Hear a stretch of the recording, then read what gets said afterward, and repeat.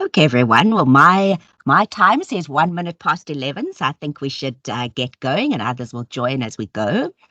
So yes, welcome. Hello, everyone, to Cochrane South Africa's Systematic Review Methods webinar series. This series is run by Cochrane South Africa's Training Working Group, which really delivers training and support in evidence-based healthcare methods for researchers and postgraduate students. Today, I have the great pleasure of welcoming Professor Mark Engel and soon to be Dr. Musawenkosi Ndlovu.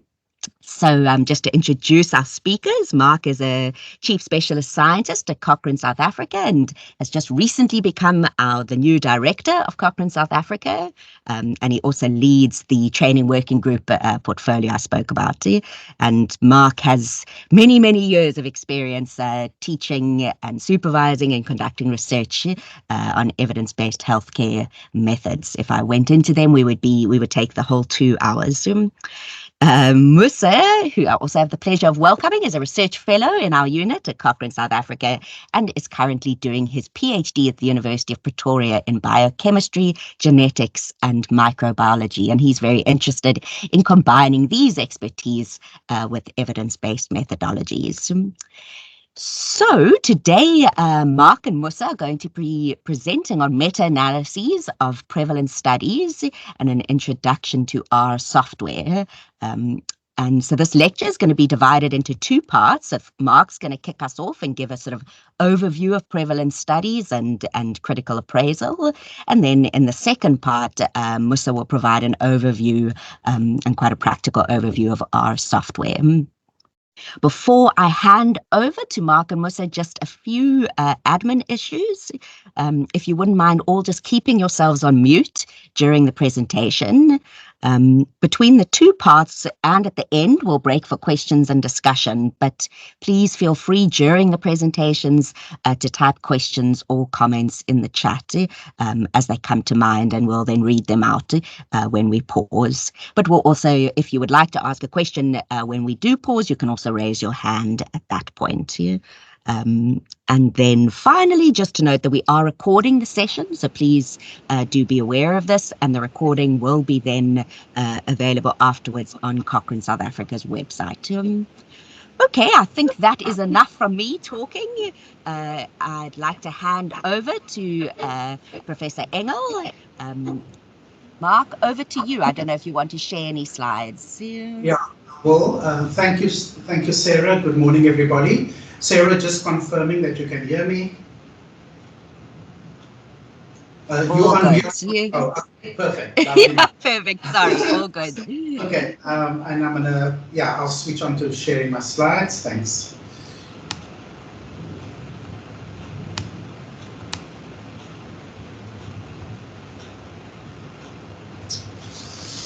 So welcome everybody to this session on prevalence systematic reviews. And it must be said that this session is really just a primer, introduction to sort of the main points, and I'm sure there'll be lots of questions, lots of thoughts that will come from this, and that is what we are here for.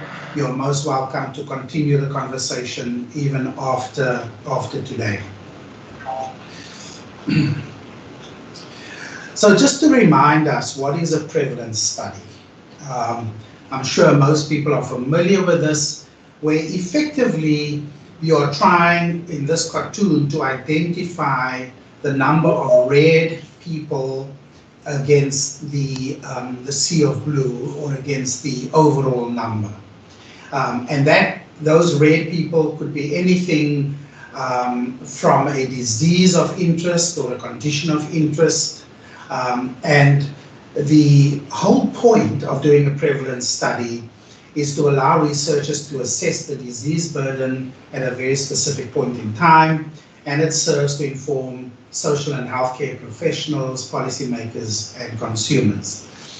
Which stands to reason, before you're going to invest money in a new diagnostic tool or in a treatment paradigm, all of that you have to then make sure what is the burden, what is the evidence for the burden of that condition.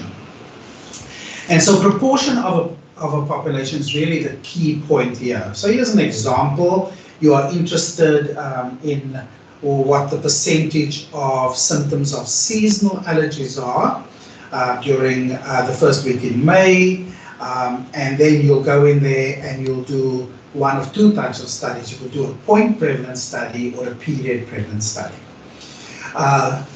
It's really just about the method of collecting the data. So the point prevalence study would be where you go in one point of time, you survey the whole of the class in this case, and you ask them, do you have seasonal allergies, yes or no? Now, sometimes to conduct a prevalence study of a large population cannot be done in a single point of time, and you may then do it over a period. Some prevalence studies may take 1 or 2 years even to conduct, depending on the nature of the diagnosis that you're using. So for example, in a study that we did in peri-urban township of Langa, it took us 1.5 years to survey all the children to examine their hearts and to see how many of them had asymptomatic rheumatic heart disease. And as you can imagine, the method of ascertaining the data can also then affect some of the biases in the study, and particularly if a study takes a longer period of time, you may run the risk of including a person more than once in that study. That happened in our school situation where children had gone from junior school to high school, and in the process they were surveyed again in the high school. So one has to just think about all of those realities. So as I said, we're really interested in what is the proportion of people who end up with a particular, who have the condition. Here's an example of cataracts out of 2,500 people that were surveyed in terms of their eyes, and you can see we could come away with a 12.5% prevalence amongst those people. Now, when it comes to systematic reviews, we recognize, and I'm sure that's why you're on this webinar, that we live in a world with loads of information coming out all the time. And systematic reviews really help to integrate existing information into one single place and provide data for a rational decision making. And also, the whole point of systematic reviews is to establish whether scientific findings are consistent or whether they contrast significantly with existing findings or within the subsets within those results. And you know, one doesn't really necessarily have to do a systematic review to incorporate methods. Many of you are doing your projects, you're applying for grants, you're writing up papers, you are doing your theses. And if you look at the general structure of a chapter in your thesis or of a paper that you're writing, in the introduction, you are expected to give a general background about the disease. So even if you are looking at a specific trait amongst diabetic people, for example, you would still want to have at least 1 or 2 paragraphs about the burden of your condition. And as you know, when you start reading all these different papers and they're all bits of information, it really makes it difficult to write this very succinctly. And this is where the systematic review comes in. So if you find an existing systematic review, then great. You know, one can then use that systematic review, provided it was done properly. You can use that then to provide the background to your thesis or to your work. However, there are many times when there aren't systematic reviews and you are then expected to provide some kind of background. And then similarly, when it comes to the discussion part of your project, you are expected to compare your results against earlier studies. And if you were to do a PubMed search, you may find there are loads of studies. And then it becomes very difficult, you know, what do you include, what don't you include? And that's again where the systematic review method comes in.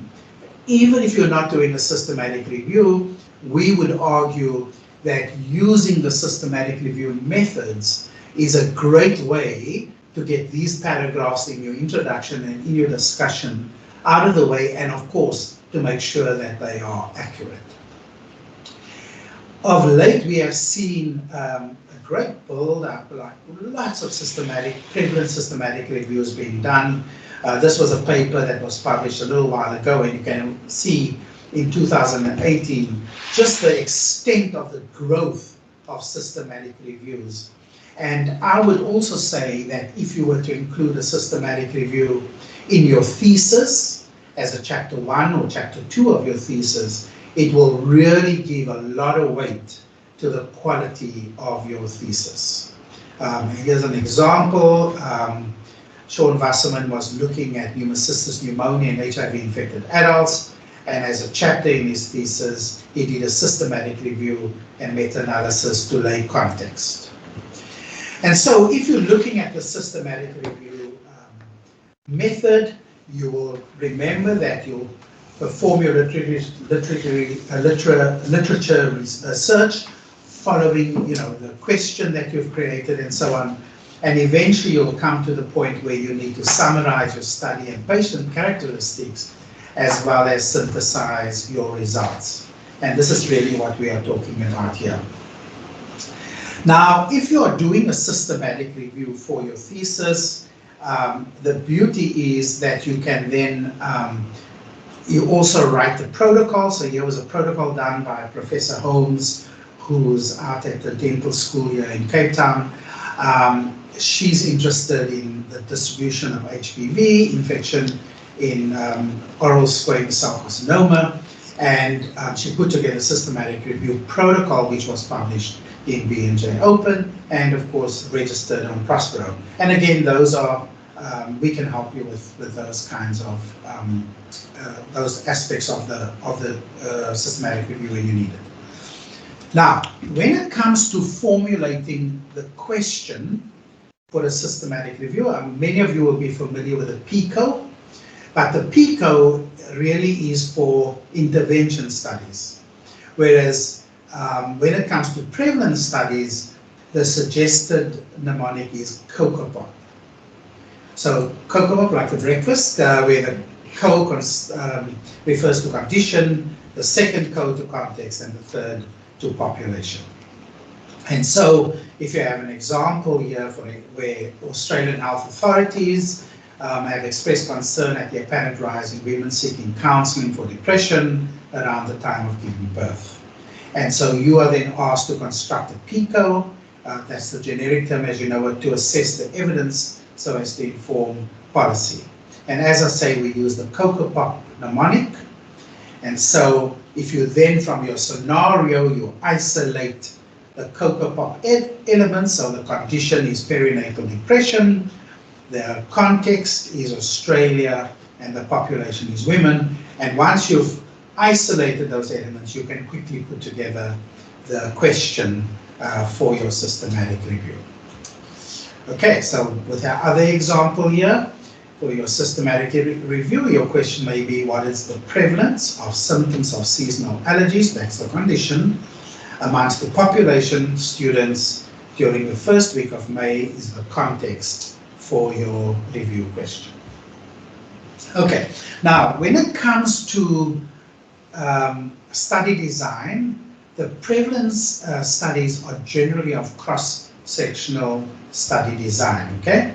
So you know when you're doing a cross-sectional study, you will then define your population of interest, okay? So you are going to target students in a campus. You're going to then select your study sample from that population, and you are then going to get from that population the parameters that you need. So if it's an analytical study, you'll ask them about exposure, disease of interest, and then you'll do the analysis. When we are doing a prevalence study, we really are doing the first two steps, and in the third step, we basically will measure with them the disease of interest. You know, do you have HPV, or you may look in medical records to see what the whether or not that exposure is there, etc. Okay.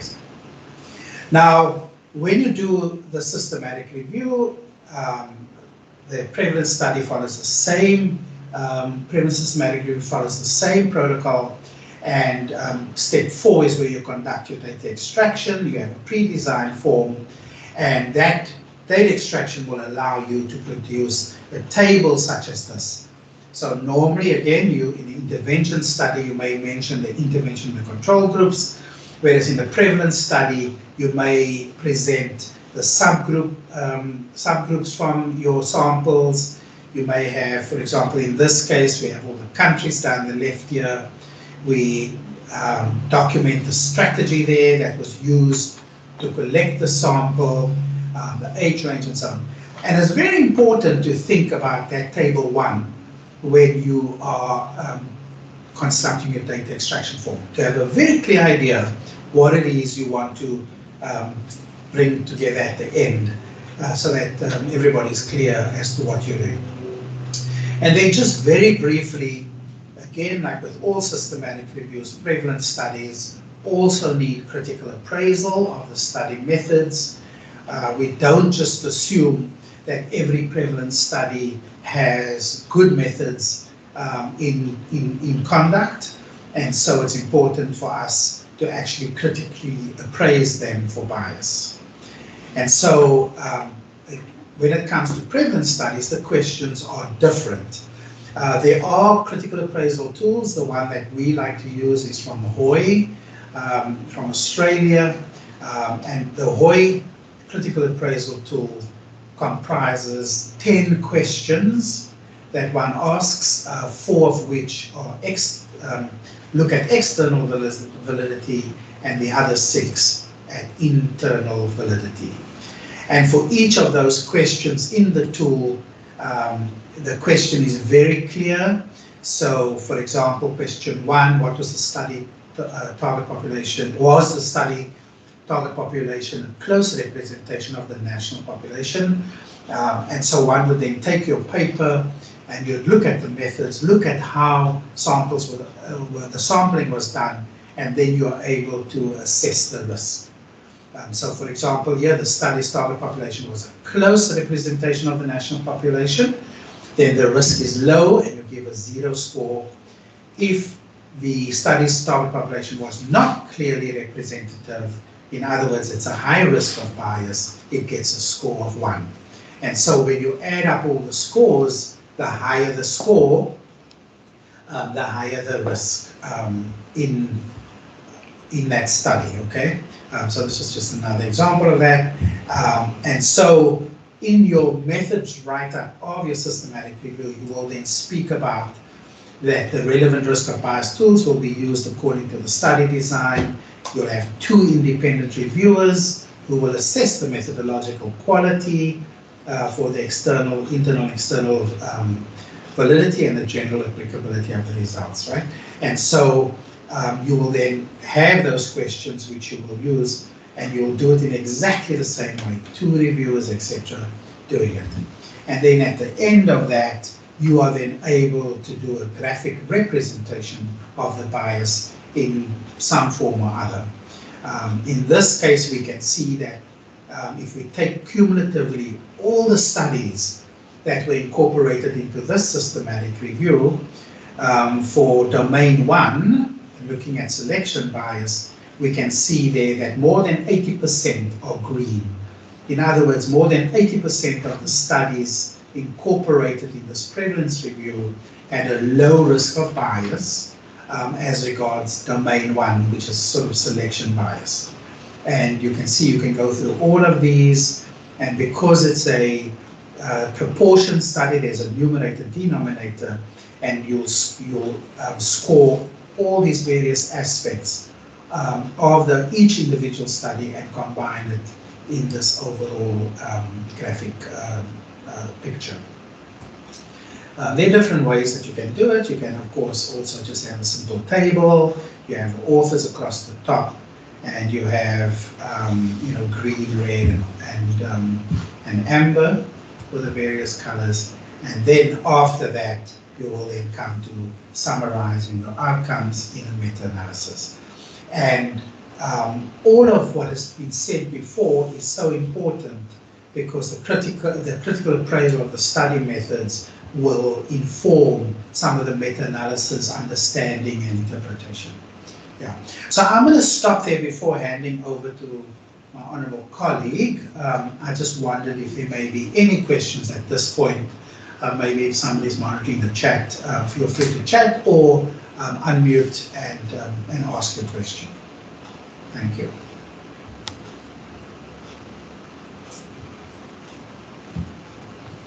Okay, any questions there? I'm not seeing Mark. Any questions? Okay. In the chat for now. Okay, and Elisa's got a question in the room, Sarah. Yes, thank you. Thank you, sir. Thanks, Prof, for that wonderful presentation, and congratulations again for being appointed as our new director.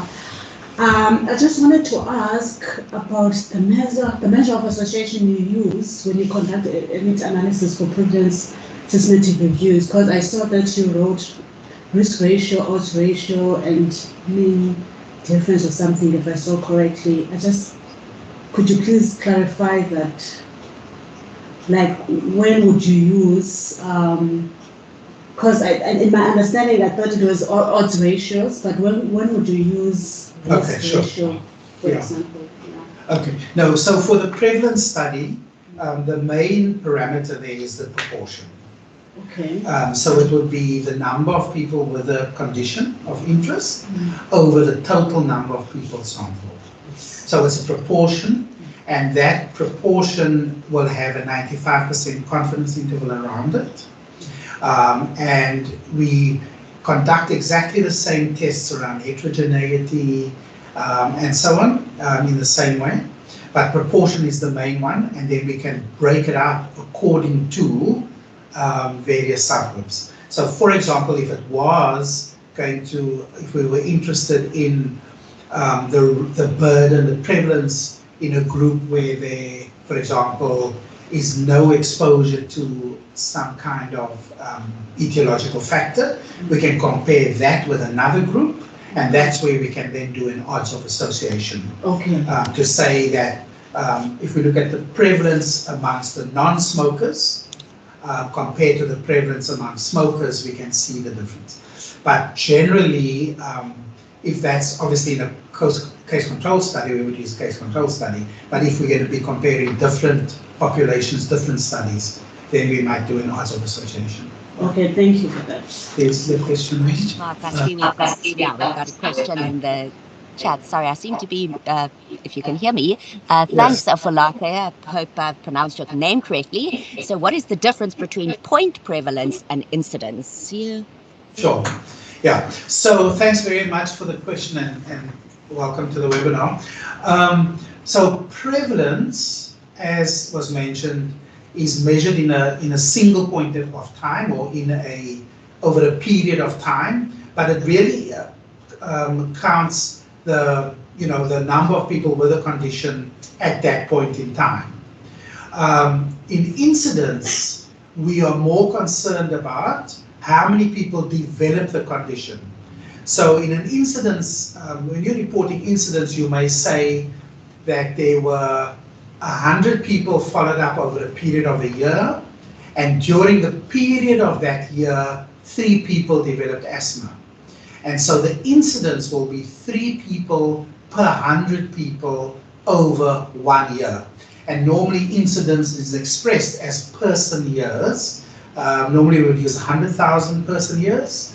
But essentially incidence is the number of new incidences that happen over the period under observation.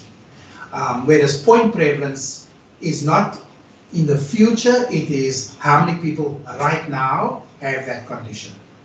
So you may do a prevalence study today, and you might get a 5% prevalence. You may measure that same people in a week's time, and over that period of a week, more people have developed a condition. So your prevalence may be 7%. But we're not interested in that. We only report at that one point in time what is the number of people in the numerator over the total number of people surveyed in the denominator. Incidence, the number of new cases in a period of time. Incidence always has a time component to it. Thanks. Thanks for that question. Okay, Sarah, I think I'm going to get your hand over. Yeah, I mean, to Musa. Thanks very much, Mark. Over to you, Musa.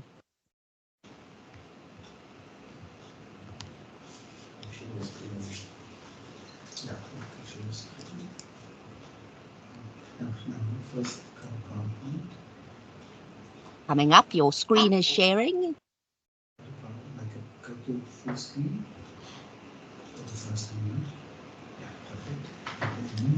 Can you see it? Perfect, and it's full screen mode. Great. Thanks, Musa. Good morning, everyone. Can you hear me?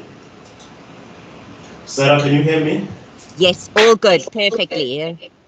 Good morning, everyone. Please excuse me for my voice. The new wave of flu tried to visit me. All thanks to my immune system that is working overnight and overtime. But please excuse me for my voice.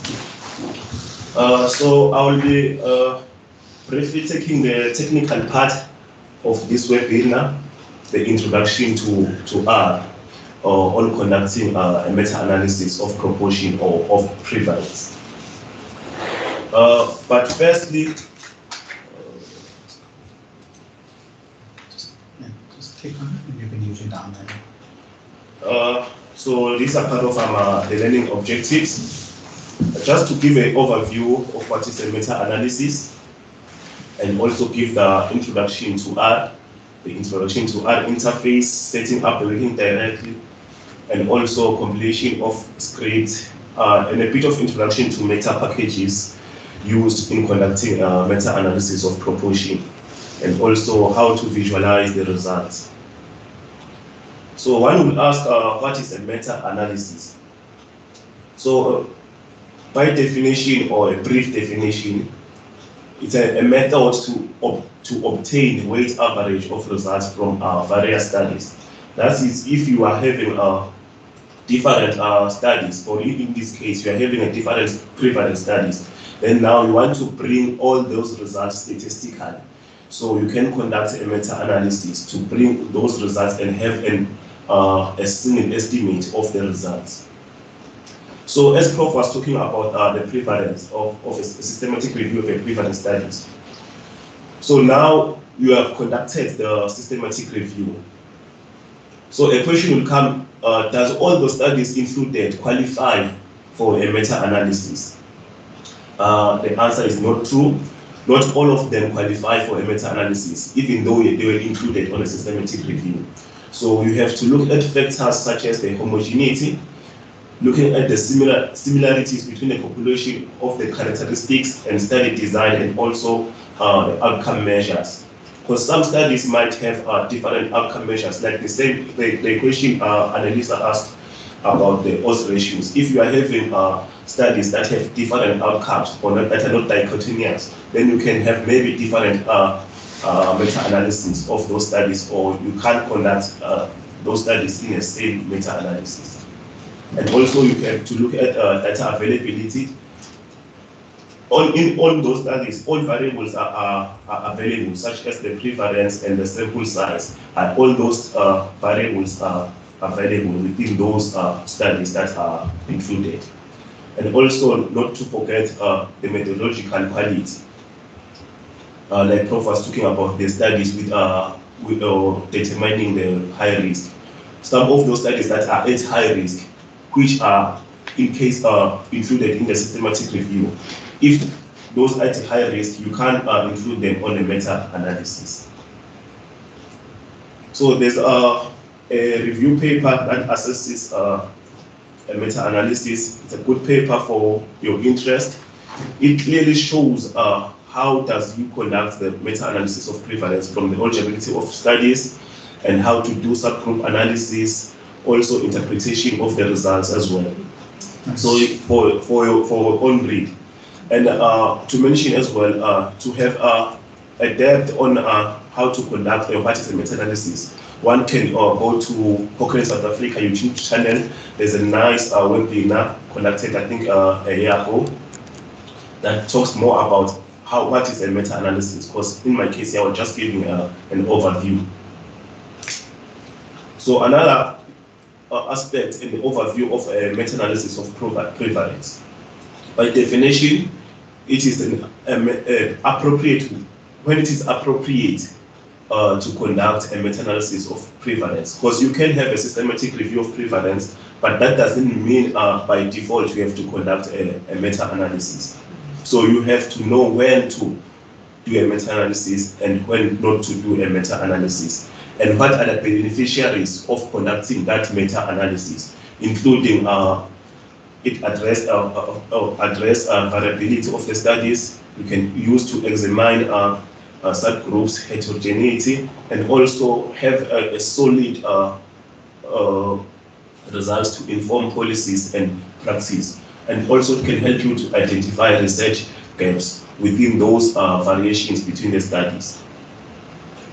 So now coming to the introduction to the R software. By definition, R software is a programming language used to statistically compute graphics and so on. So one can ask, we have different softwares or statistical softwares. Why can we choose R? Or how can we say we want to teach about R?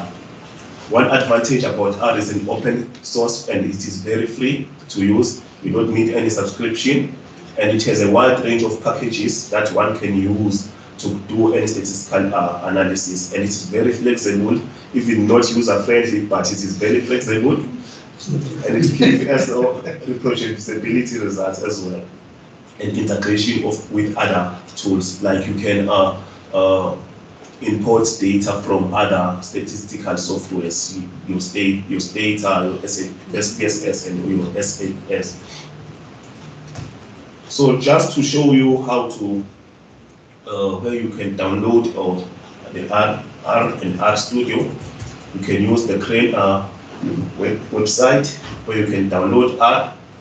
Bear in mind, in this one, you have to download both R and the R Studio.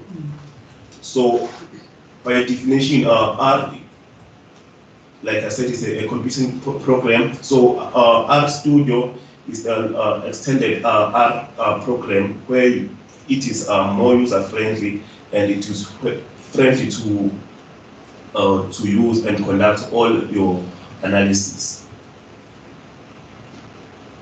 So an introduction to R Studio. After downloading and installing it, it is very easy to install R. So after opening it for the first time, each R is divided into 3 panes, where you have the console pane, the environment, and the plot, where it gives you files, packages, and so on. So the environment pane is where you have your data, or after importing your data, you will see your data here, giving all the variables. And also for the files place, where you can have your plots, you can have your packages. If you are stuck somewhere, you can even ask R for answers on the help function. And the console plane is where you mostly do your analysis, doing your codes or writing your R codes. However, it is much advisable to create a script not working directly on the console plane. So if you can, maybe you can have compiling your script, then you can be able to save it. You can even share it to your friends and family if you want to.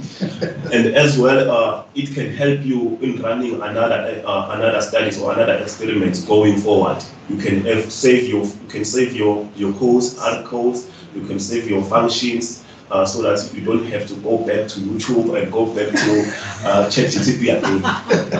But now you'll be having your own script that you have compiled. That is the importance of compiling the script. So some Few important steps in conducting meta-analysis of proportion using R include data preparation and import. So with data preparation, it may be of your choice. If you prepare it as an STP file, or maybe on an Excel file, or maybe you've got your data from Stata or from SPSS. But it's all of your choice. You can all import all those data files. Then the next thing is you have to create an object or an add command using Meta-Prof. If you can recall, Prof was talking about proportions. So now this command from the Meta package, it allows you to conduct a meta-analysis of proportion or prevalence studies. Then also you have to transform the data, because you won't be using the exact proportions as they are from, or the prevalence percentages as they are after extracting them. And also important, you have to calculate the effect size using different models. I will show you in the next slide. And also visualization of the results using forest plots where you see your heterogeneity and all stuff. Lastly, not added here, you also have to examine or assess publication bias that you can use funnel plots.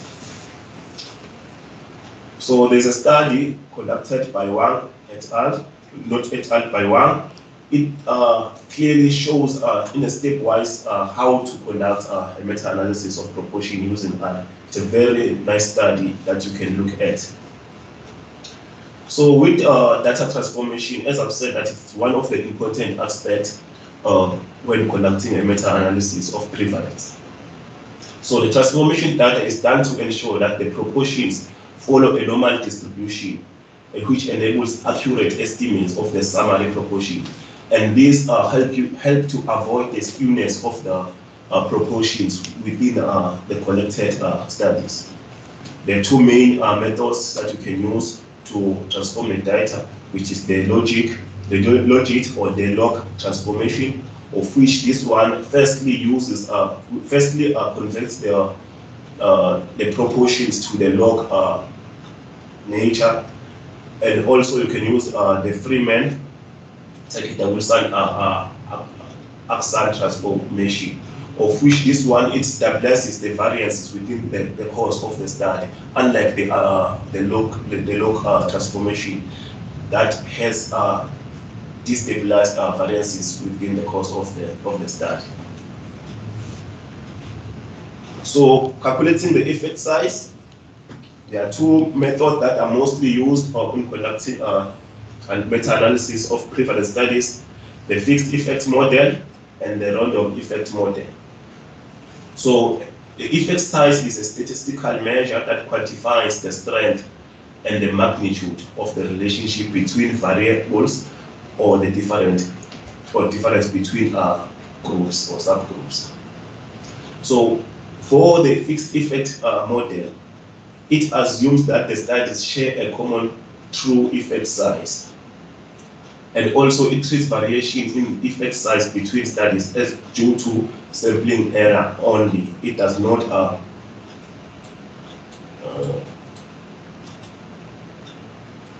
also we have the random effect model, which assumes that there's no single true effect size between the studies, that the studies are based on their methodology. There's a random methods that have been used, and also it accounts for both within study variability, sampling error, and between study variable of heterogeneity. So now getting to R. Okay, getting to R. Firstly,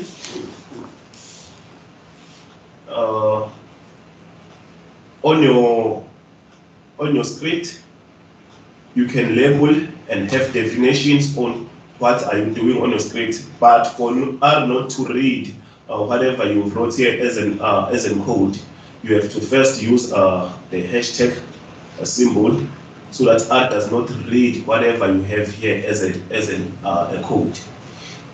So you can set up your working directory manually using the function set WD, where you can have it on your C drive and any folder of your choice. After setting up the working directory, you can use the get WD to confirm or check the current working directory that you have set it up. Then after setting the working directory, but note the important functions here on setting up the working directory is the set WD, set working directory, and also the get WD, which shows the current working directory at currently. So now you have your working directory, and to note, you can maybe once set your working directory when you are opening R for the next time, and in that particular folder, you don't have to set it again. You can have it here on the files. It will be on the same folder that you've been set it into. And another thing, now we have set the working directory, then now we have to import the data. So you need this analyzer. So just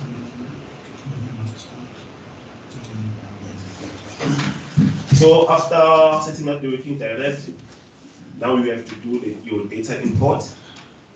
Like I said before, you can import either an Excel file, an SCP file, or also a data file, or also a SPSS file.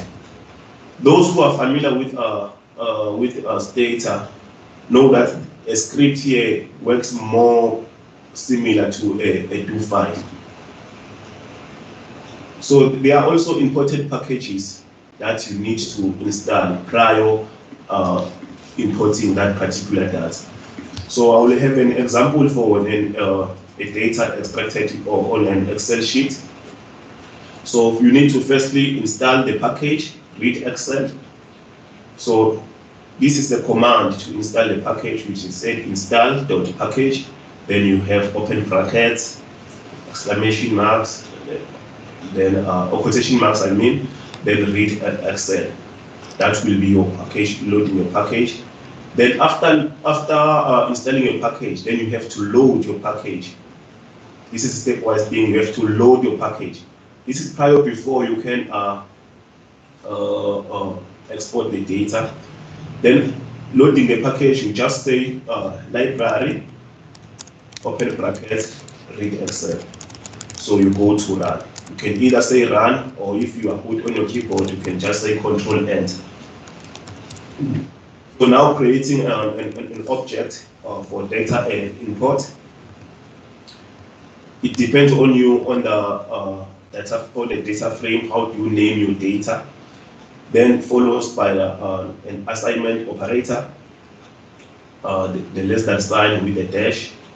Also, if you are good with your keyboard, you can say Alt and minus, because this is one of the most symbol or key that is being used for R. It's called an assignment operator. So this is an object for data import. So like I said before, if you can look at the environment pane, after importing the data, you will see it on the environment pane. So I want to show you an example of a data from an Excel that we conducted of a prevalence study on prevalence of metabolic syndromes in children and adolescents. So part of the studies where we extracted the authors, countries, which is the total size, the prevalence, and also the events or criteria used to measure metabolic syndrome, and also regions. You will see going forward the importance of having the criteria and the regions in this extraction sheet. So now you have set it up the working directory, we have setting up the working directory, and you have imported your data. Now you want to go and do the meta-analysis. Also, to do the meta-analysis, you have to install the package that will allow you to perform the meta-analysis. So in this case, for meta-analysis of prevalence of proportion studies, you can install the meta package.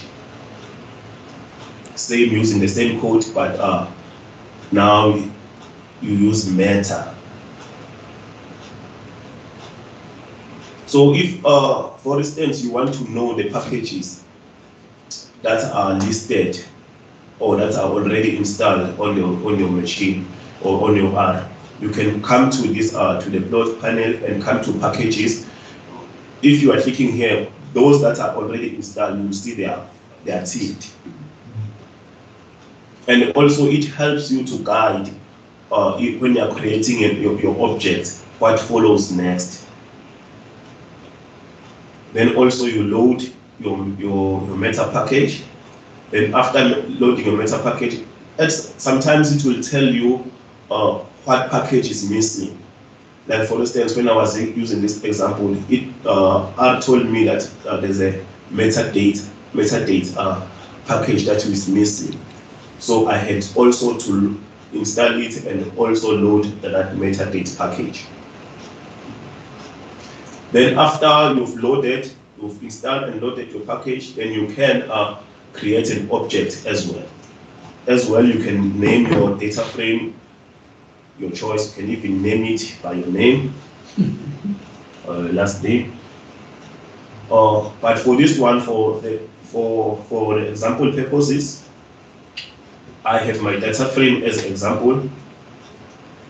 So now we are creating an object. We will have your data frame, your assignment operator. Then, most importantly, you are telling R now you will be using the meta proportion to conduct meta-analysis of proportional studies. So after that, you open a bracket. You are listing the important variables that you need. So in this case, remember on my data, I had the prevalence and also the events. So the events in this case are my proportions. You can either have your proportions on the Excel sheet, or you can either tell R to do your proportions after you add your variables as a prevalence, or if you add the prevalences. So here you open your bracket, you add the events, and it should your variables should line with what you have on your original data. So I have the events, I have the total size, which is n by n. Like if you can recall the first slide, Prof said, the Prof slide Prof showed the numerator and the denominator, where you have the total the number of people who have the condition, and divided by the total number of a sample size. Then followed by your data frame or your data with an equal sign, and give the name of the data. Then you have to also show how did you label the different studies. So you use the function stat lab. As you can recall, in my data, I showed you that you have my my studies as orders. So even here with my study label, I have it orders as well. Then you put a summary measure. Summary measure measures the effect size. So here with summary measure, you have to tell R that what data are you using. Are you using a transform data? And if you are using a transform data, how did you transform it, or how do you want R to transform the data for you? So in this case, I use PFT, which is transforming data for the double oxide transformation. Then you add your method. you also have to tell R which method do you use. Do you use the proportions or the prevalence as it is? But in this case, we are using it as an inverse, the prevalence inverse as an inverse of the proportions. Because normally they will say you add those numbers should be in between -1 to 1. So if you are looking at our proportions, some of them are even above 100. So if you are using this inverse, they will come to those values between 0 to 0.5. So R will know to calculate or to invest those numbers using the total sample size as well. So practically, if you have this object or this line of code, you can have your results. So the results can come in this form, where you will see your heterogeneity, and it also tells which type of model did you use between the one that I showed, the fixed model, which is fixed model, or a common effect model, or the random effect model. Also, with this one, on the line of code, you have to mention which model are you using. So my screen don't show well, but on the code or on the object, you have to choose either common is equal to true or is equal to false, or common is equal to or random is equal to true or false, depending on which model you are opting to use. And also you can also view the heterogeneity and the 95% confidence interval, and can view other statistical outputs, the I squared as well. Like it shows what method you used, and also how did you transform the data. So interesting as well, you can view these results using forest plots. Normally they're saying they are forest plots that as they look like the trees in a forest. So to generate the forest plot, it's not difficult. You just have to recall the object that you used to conduct a meta-analysis. You only use the function forest, open brackets, then you add the object name. For this case, in this example, we used the example that was our object name. So we can use our object example here. Then you control enter. Then you will see the forest plot coming out on your plot pane. So this one is a forest plot for the data that I've shown on the prevalence of metabolic syndromes in children and adolescents. So you can see the events coming up, the total size or the total sampling size, and also it shows the proportion and also the 95% interval. Also it shows the model that you used and the heterogeneity. So with this one, you can go to the package, look at forest, and see how to beautify your forest plots as well. You can also do generate a forest plot for subgroup analysis. As I said, that you will see why I included the subgroups on my data. So now we wanted to do a subgroup analysis on different regions. And also it is simple. You just write the function forest followed by the object name and the bivariable function as well. That will generate a subgroup analysis. Even on this subgroup analysis on the forest plot, you will see in each subgroup it shows the heterogeneity or statistical analysis for each subgroup, and at the end it gives a pooled statistics of the whole data. Lastly, for today, you can also, using R, estimate or visualize publication biasness using funnel plots. So for this work, we've used the Eager test of bias to generate funnel plots, also using R. Also, it is very simple to visualize the publication bias for the funnel plot. You use the function funnel, open brackets, then the object name as well. So, yeah, for summary on what I've touched about, the meta-analysis of prevalence and its importance. Key steps in using R to conduct a meta-analysis of a prevalence, visualization of the results using forest plots, and also publication biasness visualization. Thank you, Sarah. That's all I prepared for today.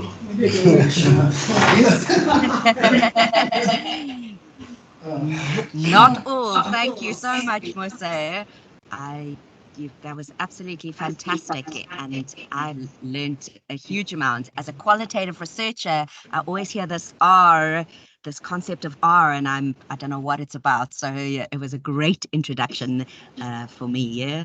So yeah, thank you so much, both you and Mark. Yeah. So yeah, I'm going to open up to the floor. Please feel free to raise your hand if you'd like to ask a question. Type a question in the chat and we'll read it out to you. Yeah, maybe just to say while folks are typing or getting ready to ask a question. So thanks, Musa, very much. One can obviously also do this in Stata, where I think a lot of the sort of thinking is the same. Obviously, the language is a little bit different in putting together the do file. But yeah, Musa, I don't know if you have any experience with Stata, but it's very similar. And maybe the question I wanted to ask you, Musa, is just about customizing the outputs. How easy is it to get ChatGPT to give you the coding that you need? For example, instead of having proportion, you may want to put percentage down, or you may want to change the x-axis to incorporate 0 and 100%, for example. Is that easily customizable? I think it matters on the language, since you're asking how to ask ChatGPT to do it for you. If you can understand which language or how can I ask it, I think it's very possible. Okay. Yeah. Okay. Because, for example, in Stata, one would simply add after the comma, you would add DP for decimal point, and then you put a bracket with 2, and then it knows to add the decimal point after 2 spaces. Yeah. So I'm sure the same would be there. And if there are folks who are interested, maybe we could explore some of those together with them. Yeah. Some might want to continue using Stata or something. Yes. Want to use that. Sure. Cool. Always going to use that. Yeah. Thanks. Okay. Over to you, Sarah. Thanks, Mark. Yeah. Any questions here? Small or big? Yeah. So we've got a question from Denio. Is it possible to merge multiple databases on one script? Yeah. Data sets. Yeah, data sets. Yeah. To merge different data sets. Yeah. Multiple data sets. So just to double check the question, Musa will answer, but are you asking whether or not you can have maybe 5 Excel spreadsheets with data collected in different places, and you want to bring them together into one into one data set into R? Is that the question that's being asked? Yeah. Okay. So it's merging data sets. Yeah. So that is the name. Yeah, it should be possible, even though I haven't done it. Yeah. But it should be possible because you can export different data sets within the same environment. So it should be possible to merge them within one script. Yeah. Or to avoid trouble, you can still merge them before you export to R. Yeah. I think the big point to say there, is that it is absolutely essential that the variables are the same in its format. So as you know, sometimes numbers may actually be entered into Excel as text, and that makes it very difficult when you're wanting to do calculations, because the formula will not recognize the text field as a number. And so it's quite important that if you are in a situation where you have multiple sort of collaborating sites, that you provide them with exactly the same template where they don't change the formats of the cells in each of their respective centers. That will then allow you to merge them without any problems. I think I would just like to add, Musa, that, and I'd love comments from people, that Excel is not the best place to be putting your data, collecting your data, because of some of the problems that can come in, like text being converted to numbers, etc. And if you can use RedCap or even Google Sheets maybe, or Google Docs, where you can preset the fields, that would be first prize, in my opinion. Yeah. Musa, any comments on the data fields or anything?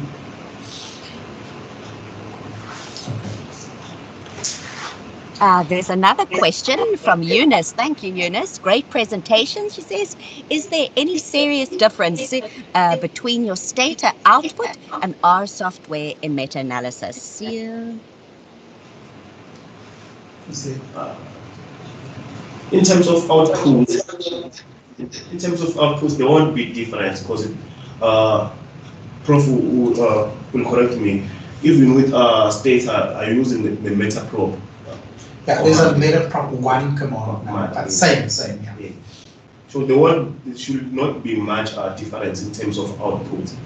It might be different, like you said, the language and how you do it, but most of the functions or the commands are pretty much the same.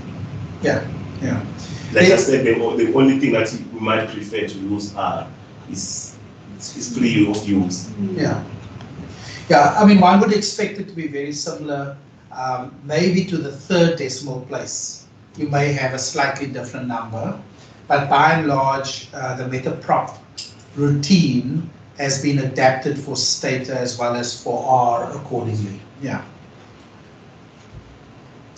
Thanks, guys. There are 2 more questions coming in. We've got who says, thanks for the nice presentation. Musa, the code is cut off towards the end. Can you tell me what you put after the equal sign under fixed and random options? Do you use both, or you have to use one? No, you can use both, but now you have the fixed effect model. So you will tell R, if you want the fixed one, you say fixed is equals to true. So if you want the random, you will have both and say random is equal to true. Let me see.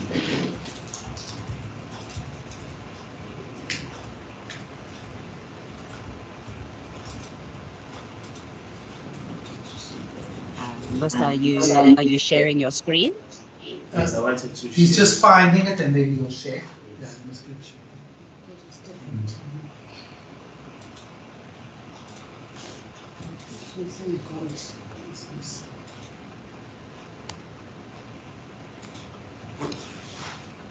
This is what I wanted to share. Okay. Can you close the one box maybe? Which one? The environment one, so you can see the code there. I'll just move it over there. There we go. Yes, this is what I wanted to share. So here we have a fixed effect model and the random effect model. So you will just simply say false if you want the random effect model. The opposite is true. If you want the fixed model, you will just say true, and false for the random effect model.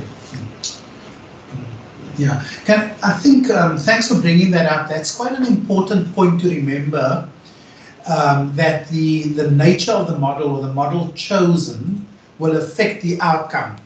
So the fixed effects model, as Musa said, assumes that there's very little variability, and that would generally be used where all of the studies used exactly the same methods in their data collection. So, if you think about maybe 2 laboratories, 3 laboratories comparing their results between an analytical instrument, for example, those can be analyzed or synthesized in a fixed effects model. However, when you have published studies that were done differently, where the measures were done, with different instruments, where they may have been done different times of the day, maybe the participants are different in terms of age and demographics, it is advisable to use the random effects model. And mainly because the fixed effects model is more than likely to give you an effect that is 95% within 95% confidence interval limits. It's more likely with fixed effects than with random effects. So if you're using random effects, you are saying up front that we assume there's variability, the methods are different, the participants are different. And so the result that you'll get, you are more confident that the minimum sort of threshold of that result holds true. Whereas with the fixed effects, you're not sure, is that result, couldn't it not have been better or worse? So we generally are recommended to use random. There's a lot more science that goes into it, far beyond my pay grade, to be honest, but generally we use the random effects for that. Yeah. Thanks. Sarah? Thanks, Martin. Thanks, Musa. Yeah, we've got 2 more questions. I'll maybe read them out together. So the first from Liz, thanks for the presentation. Not sure if I missed it, but could you elaborate further on the Eggers test under publication bias? Is it done alongside the funnel plot, and how should we interpret the test result? And then just to say, we've also got a question from Dinio, who's asked, how do you know which package to install in the library here?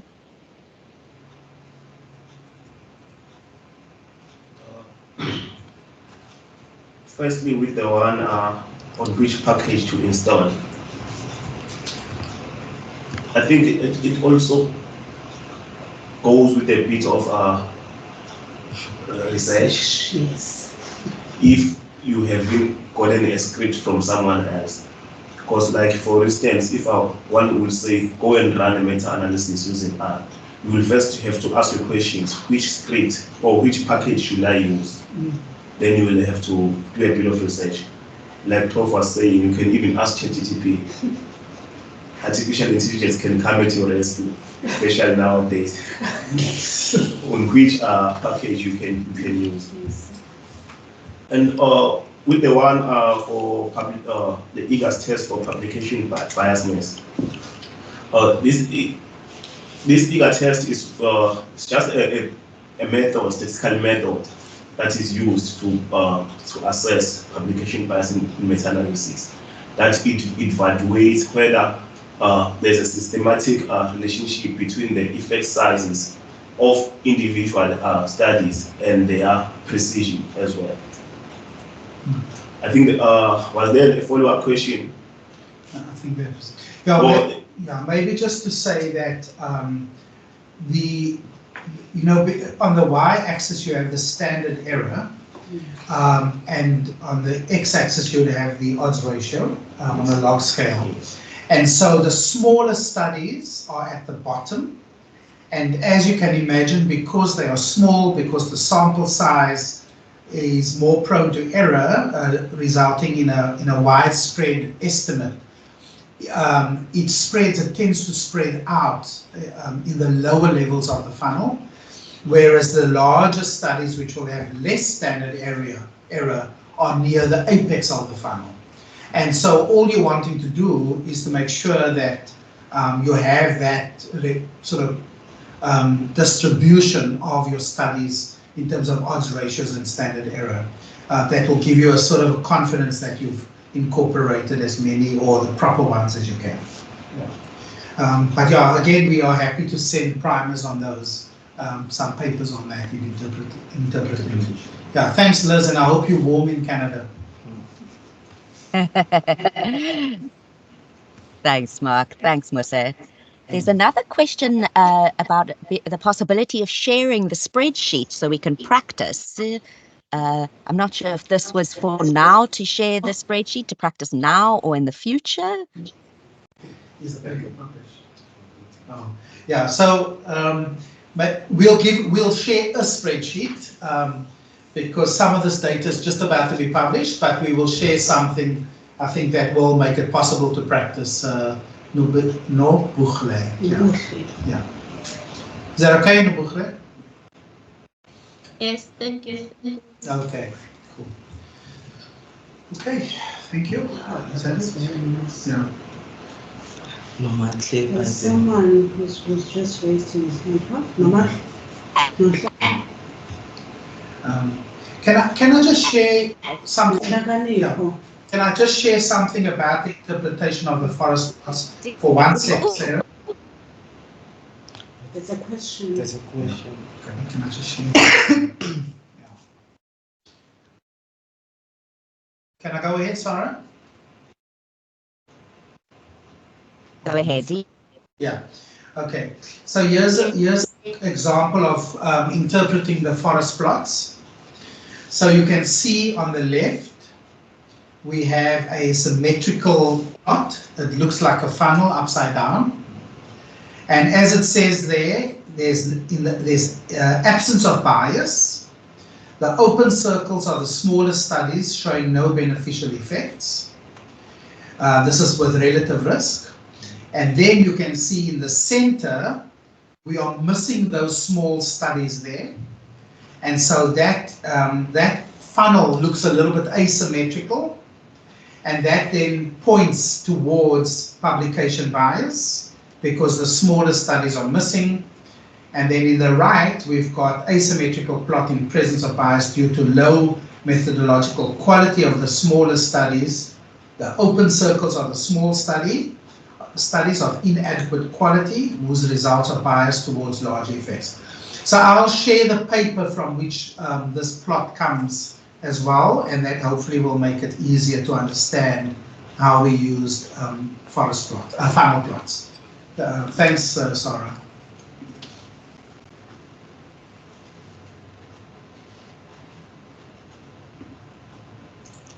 Okay, Sarah disappeared. Dr. Cooper. Hi, everyone. Apologies. Can you hear me now? I seem to drop off for a moment. Yeah. All good. Yeah. Sorry about that, everyone. Are there any further questions, comments? Maybe you can read it out and answer. No, it was a hand. Oh, there was a hand. But I'm not sure if they still want to ask a question. Okay. Can you all hear me? Yeah. Yes. Okay. Okay, great. Well, I think if there are no further questions, I'm just having a last final look. Yeah, so I think to say thank you. Oh, we've got another hat. We do have one last hand. Nonhlakanapio. Would you like to unmute yourself and ask your question? Yes, hi, thank you. Firstly, thank you for a very lovely presentation. It was quite insightful. So I'm quite a novice when it comes to meta-analysis. I just wanted to know if you guys are planning on having more interactive webinars or introductory courses with regards to the meta-analysis that you guys presented on for those that are interested in learning more. Yeah, the answer is yes. There are obviously meta-analysis that one can do in other study designs as well. I think the important thing is if everybody can just indicate perhaps in the chat that you don't want to be on our mailing list, but if you're happy to be on the mailing list, Benny will definitely keep you informed of future events. And at the same time, you're most welcome to contact us directly through Benny, and we can then set up maybe smaller work groups if need be. And then also to say that we will, I've made a note of the resources that we're going to send out to you. Your name there? Put your name. Yeah, so they can email you. It's just easier if you coordinate everything. Yeah. Okay, thanks. Many thanks, Mark. And yeah, we've had a few questions about if the slides could be shared and the recording. And as I indicated in the chat, we will add to also the Cochrane South Africa's website. We're just organizing some logistical stuff at the moment with the website, but we will have it on there. And maybe in the meantime, we could share on the mailing list if Mark and Musa are happy to maybe share the recording or the slides in the meantime. Yeah, absolutely. Okay, well, thank you, everyone, and thanks for the kind responses, and thank you, Musa and Mark, for a fantastic duo act. And I learned a huge amount, and yeah, looking forward to some more meta-analysis focused training and workshops.